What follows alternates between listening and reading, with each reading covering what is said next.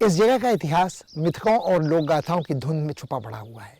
अक्सर यह तय कर पाना कठिन हो जाता है कि वास्तविक क्या है और क्या है काल्पनिक। मगर जो बात निर्विवाद है वह यह कि रणथंभौर का किला हिंदुस्तान के सबसे प्राचीन और प्रसिद्ध किलों में एक है। यह जगह समुद्र की सतह से 1500 फीट ऊपर है और फिर किला खुद ऊंचा है 500 फीट और यह दीवार जो सीधे चट्टान पर तराशी सी लगती है 100 फीट गहरी है। जिस पहाड़ी पर यह किला बनाया गया है उसका नाम है थम और सामने वाली पहाड़ी है रण। बीच में है गहरी खाई जिसका नाम है बौर, इसीलिए नाम पड़ा है रणथंभौर, अनूठा, अनोखा, अद्भुत और दुर्ग।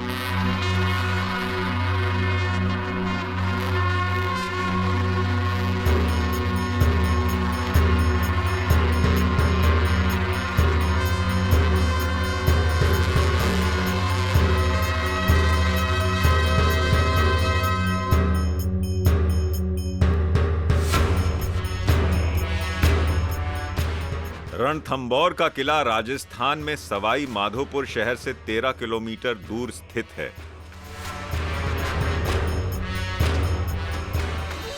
घने जंगल के बीच 7 पहाड़ियों से घिरा ये किला एक अनोखा वन दुर्ग है। गोलाकार किले की प्राचीरें बहुत बड़े इलाके में फैली हुई हैं। पेड़ों के झुरमुट, झाड़ झंकाड़ और ऊबड़ खाबड़ रास्ते की वजह से ये दुर्ग आसानी से नजर नहीं आता।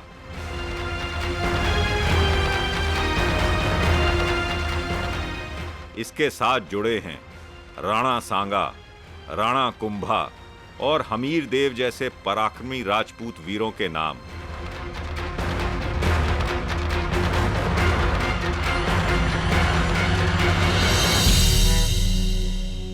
Ranthambore is one of the oldest forts in India. It would be dated along with Kalinjar. It is historically one of the oldest. It predates all the Rajput forts and was, when the first raiders came into India, it was the bastion between India and Central Asia.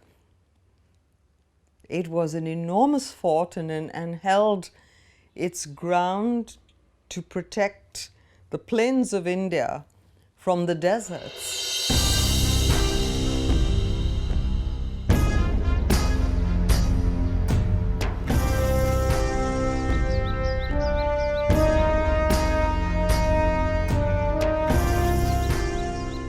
Delhi में जिन सुल्तानों ने इस किले पर हमले किए उनमें पहला था कुतुबुद्दीन ऐबक, बाद में बलबन, अलाउद्दीन खिलजी और अकबर ने इस पर अपना निशाना साधा।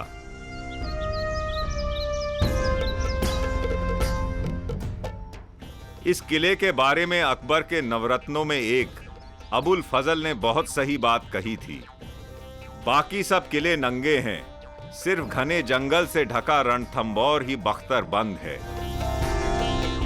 हमीर देव रासो नामक वीर गाथा में इस किले का महिमा मंडन किया गया है। रणथंभौर ने सदियों से अपना माथा गर्व से ऊंचा रखा है।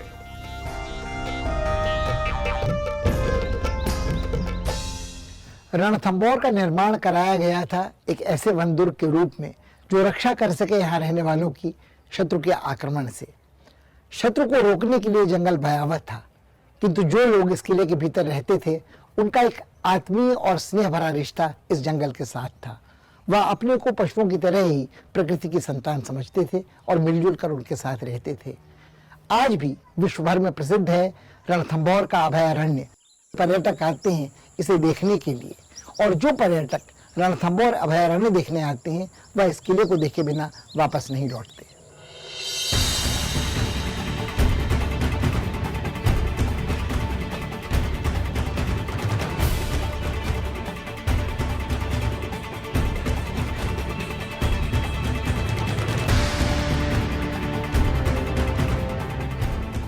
रणथंभौर के किले की रक्षा के लिए सबसे पहला कवच था घना जंगल और इसके बाद दूसरी ढाल का काम करती थी एक दुर्गम चट्टान। रणथंभौर की खाई से सीधे ऊपर उठती ये पहाड़ी 700 फीट ऊंची है। ऊपर जाने वाला मार्ग घुमावदार, पथरीला और कड़ी चढ़ाई वाला है।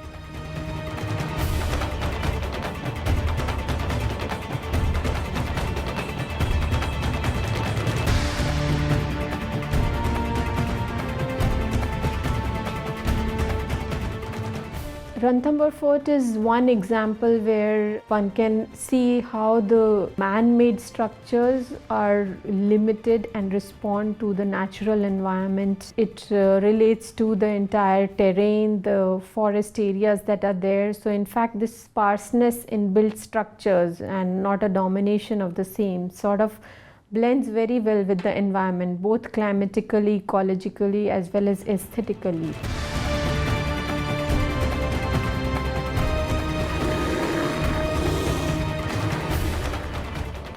तोप खाने के हिंदुस्तान पहुंचने के पहले तक यह किला अभेद्य समझा जाता था। किले की प्राचीर चट्टान की कगार से सीधे ऊपर उठाई गई है और इस कारण इसकी ऊंचाई नाटकीय ढंग से कई गुना बढ़ जाती है।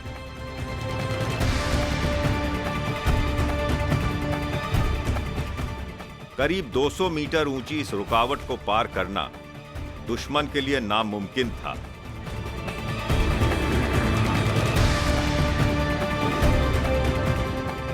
पहाड़ियों को मिलकर ऊपर बनाने में एक कठिनाई सबसे बड़ी थी कि पत्थर को ले जाना पड़ता है, बड़े बड़े आर्टिसन को ले जाना होता, पानी ले जाना, जो भी मिडलिंग मटेरियल सब ले जाना। लेकिन सामरिक दृष्टि से पहाड़ की ऊंचाई से वो ज़्यादा कंट्रोल कर सकते थे। दुर्ग के दरवाजे, एक दरवाजे से डिफेंस पे, सेकंड लाइन ऑफ डिफेंस, तीसरे लाइन ऑफ डिफेंस, उसके ऊपर आते थे और उसके अंदर ये पहाड़ी जो जंगल के पेड़, जीव जंतु हैं, उसमें घुसना आसान काम नहीं था।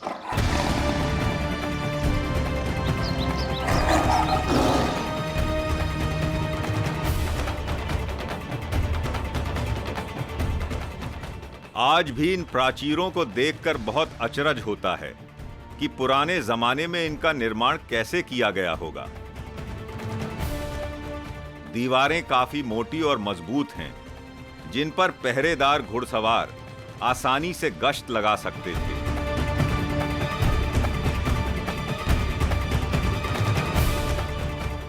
रणथंभौर के किले की रक्षा का सबसे अच्छा प्रबंध प्रकृति ने स्वयं कर रखा था। इसके चारों ओर फैला था एक घना जंगल, जिसमें रहते थे भयानक पशु, जिन्हें पार करना किसी शत्रु के लिए आसान नहीं था। यदि कोई उस बाधा को पार कर भी लेता तो सामने पड़ते 4 कठिन दर्रे और 84 घाटियां। उसके बाद इस किले के दरवाजे पर दस्तक देते ही सामने नजर आती मनुष्य की निर्मित बाधाएं। ऐसे बड़े बड़े दरवाजे जिन पर लगी थी नुकीली लोहे की सलाखें, जिनको हाथी भी नहीं तोड़ सकते थे। उसके बाद चक्करदार घुमावदार मोड़, अंदरूनी सुरंगें। यह किला वास्तव में अभेद्य था।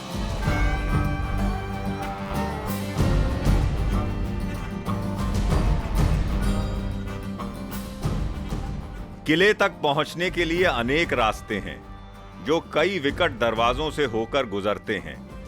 ऊपर पहुंचने के लिए बहुत सारी खड़ी सीढ़ियां चढ़नी पड़ती हैं और दाखिल होते ही रास्ता अचानक दाईं ओर मुड़ता है। दरवाजों की चौकस पहरेदारी के लिए एक बुर्ज बना है, जिस पर तैनात संतरी दूर तक नजर दौड़ा निगरानी कर सकते थे। दुर्ग के ये द्वार रक्षा कवच के रूप में बनाए गए थे, पर इनकी सुंदरता बढ़ाने का प्रयास भी दिखलाई देता है। मेहराबों पर कंगूरे उकेर कर उन्हें सजाया गया है और साथ खड़े खंभों पर कमल के फूल तथा अन्य हिंदू प्रतीकों की वैसी नक्काशी है जैसी मंदिरों में मिलती है।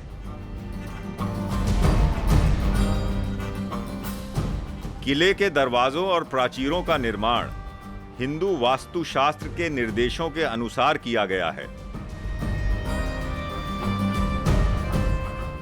रणथंभौर को भारत में इस्लामी सल्तनत की स्थापना के पहले के राजपूत सैनिक भवन निर्माण शैली का सर्वोत्तम उदाहरण समझा जाता है।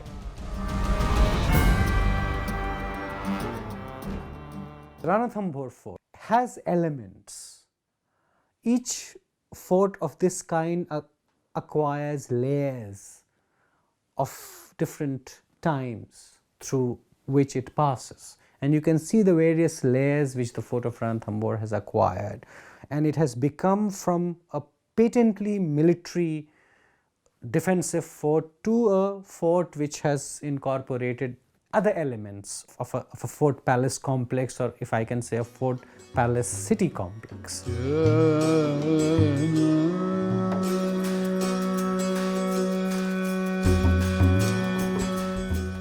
किले के भीतर राजस्थान का सबसे पुराना राजमहल हमीर महल बना है।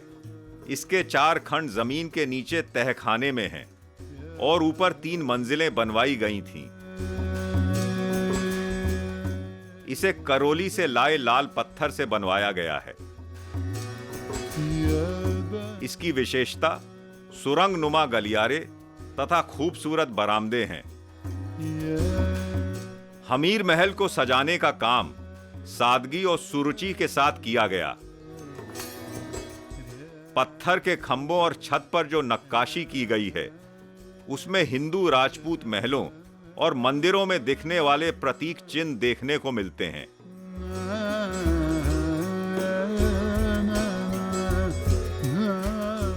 छत को सहारा देने वाली शाहतीरों को खूबसूरत कंगूरों से संवारा गया है।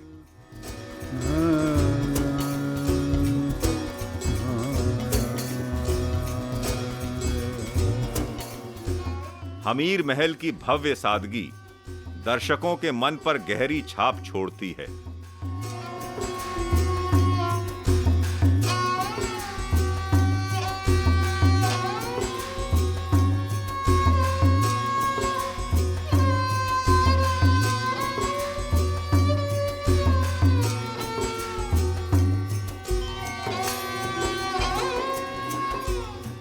Ranthambore was a new, strong, defendable fort which attracted a lot of people, including a lot of people from the old Ajmer, Shakambari empire, that region, who had fled in different directions.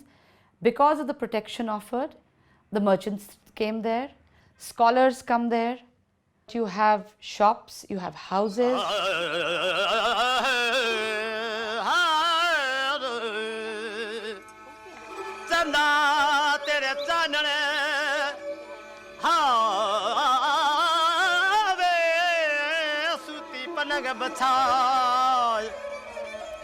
जब जागो जब है खली रे देख ला।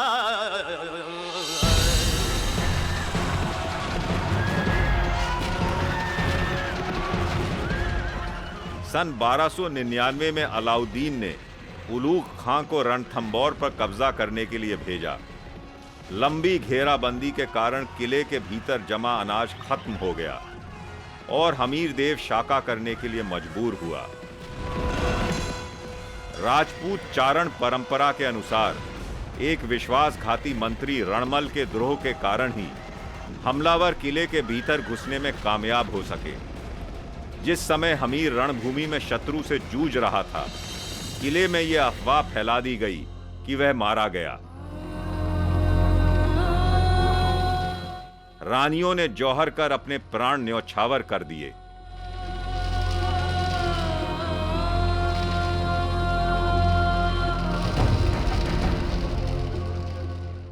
जब शत्रु के हमले को रोककर हमीर किले में वापस लौटा तो सर्वनाश के ये दृश्य देख शोक से व्याकुल हो गया।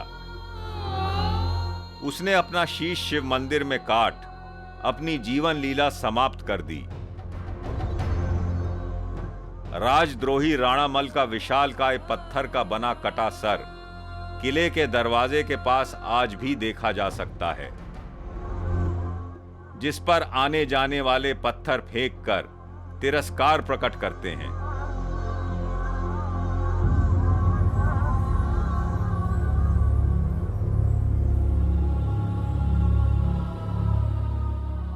हमीर राय के बलिदान का शोक संताप आज तक लोगों को सालता है।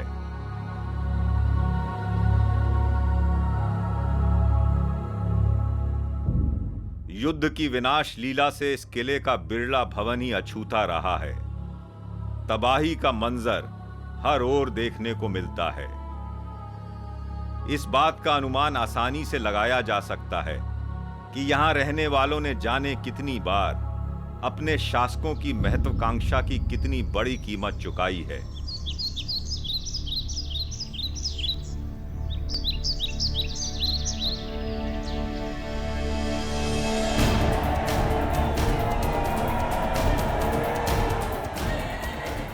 सन 1516 में मालवा के सुल्तान महमूद खिलजी ने रणथंभौर पर कब्जा कर लिया, पर कुछ ही दिन बाद राणा सांगा ने उसे हराकर इसे वापस ले लिया।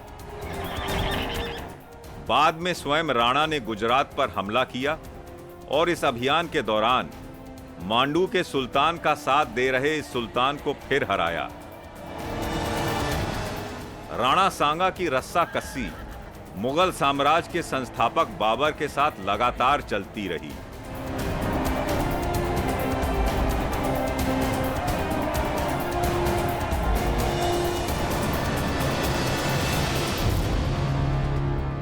राणा ने रणभूमि में कभी पीठ नहीं दिखलाई और ना ही कभी हार स्वीकार की।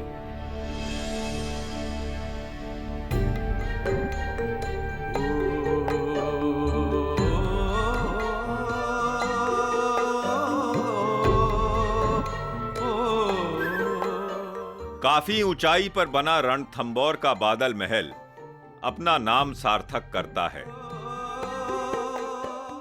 यहां से नीचे सैंक्चुरी का दृश्य बहुत मनोरम दिखाई देता है।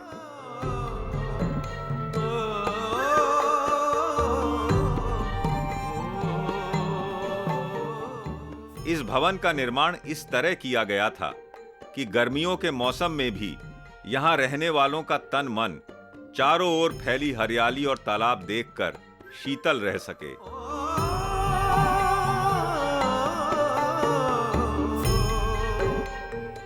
इतिहासकारों का मानना है कि यहां रहने वालों का जीवन काफी मुसीबतों में बीतता था। भोग विलास की जिंदगी और कलाओं के प्रोत्साहन के लिए ना तो उनके पास समय था और ना साधन। इसीलिए यहां बने दूसरे भवनों की तरह बादल महल में भी सजावट से ज्यादा सादगी नजर आती है। यहां रंगीन महल के कमरों की ही सजावट पर ज्यादा ध्यान दिया गया है।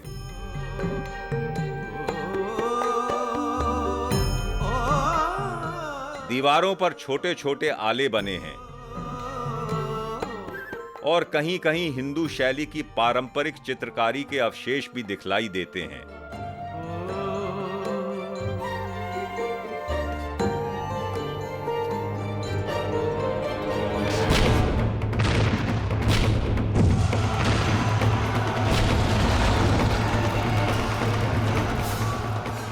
रणथंभौर पर अकबर का हमला 10 फरवरी 1569 को हुआ। आगरा से तोपों को लाने के लिए 100 जोड़ी बैल जोते गए।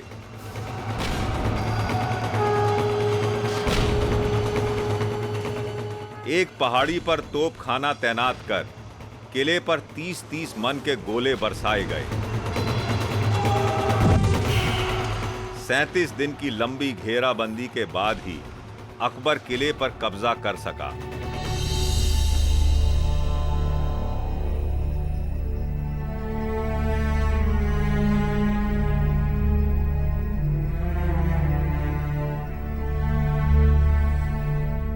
जब भी रणथंभौर पर हमला होता और कोई लड़ाई यहाँ लड़ी जाती, बहुत ज़्यादा नुकसान उठाना पड़ता था। यहाँ बने भवनों को जान माल की क्षति होती, मगर तब भी सदियां बीतने के बाद बहुत कुछ संरक्षित सुरक्षित है इस अहाते में। यहाँ है हिंदू और जैन मंदिर और सूफी संतों की दरगाहें, जहाँ जुटती है भीड़ सैकड़ों की तादाद में आज भी श्रद्धालुओं की।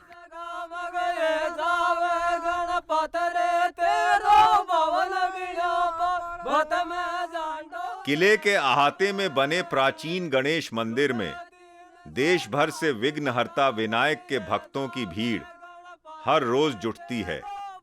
यह मंदिर किसी भी ऐतिहासिक भवन से कम नहीं। People who believe in the fort, and this is the joy of the forts of India, is the legends that go with them, and this one is particularly special because you invite the Ganesh, you send a wedding invitation to the Ganesh Mandir. So it is probably the postman who climbs every day to the Ganesh Mandir is possibly the most overworked postman in India today, because all wedding invitations go for those who believe in it. And this is a temple which has some relationship with blessing marriages.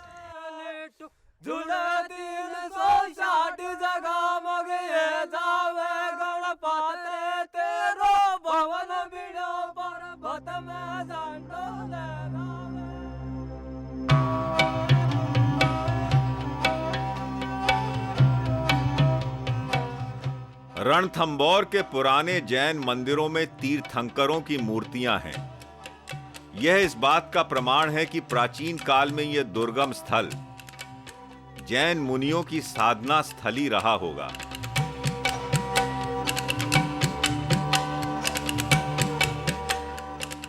भवन अवशेषों से यह प्रतीत होता है कि किसी जमाने में यहां पूरा शहर आबाद रहा होगा।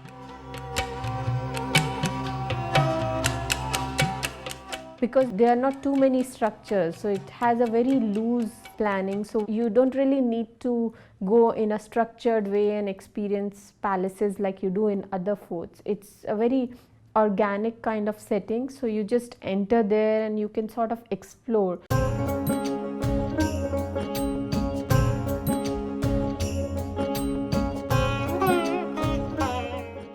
किले में अनेक बड़े बड़े तालाब हैं जिन्हें अपना पानी जमीन में गहरे दबे प्राकृतिक स्रोतों से मिलता है। इनमें पद्मावती और रानी तालाब प्रमुख हैं।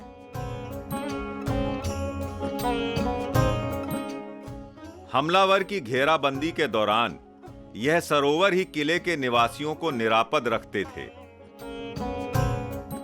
कुछ इमारतें इन तालाबों के तट पर बनाई गई थीं, जिनका उपयोग गर्मी के मौसम में दिल बहलाव के लिए किया जाता था।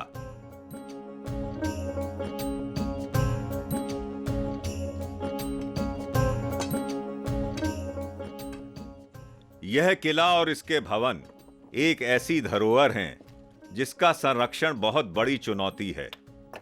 The conservation challenges come from its scale as a whole. Also in terms of structures, I guess one would look at restoring whatever is there. And one of the most important aspect of conservation would be interpretation. And another important conservation challenge would be its natural conservation, which is already there in the surroundings in the forest area. So also looking at the flora and the fauna within the fort.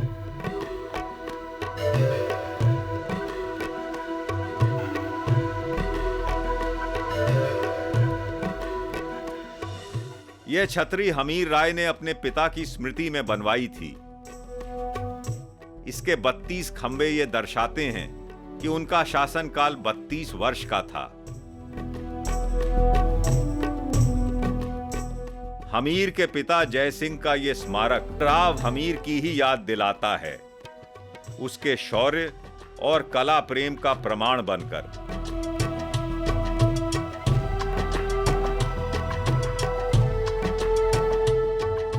आने जाने वालों ने इस पर अपने और मित्रों के नाम लिखकर इसे कुरूप बना दिया है। इस किले की बाकी इमारतों की तरह यह छतरी भी उपेक्षा का शिकार है।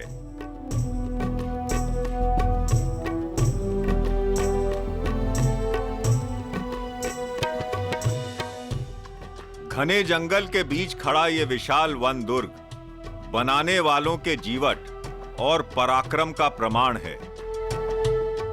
ताकतवर शत्रु के लिए यह किला हमेशा एक कठिन चुनौती पेश करता रहा है। राजपूतों के लिए उनकी आन बान का रखवाला रणथंबोर का किला गौरव का प्रतीक रहा है।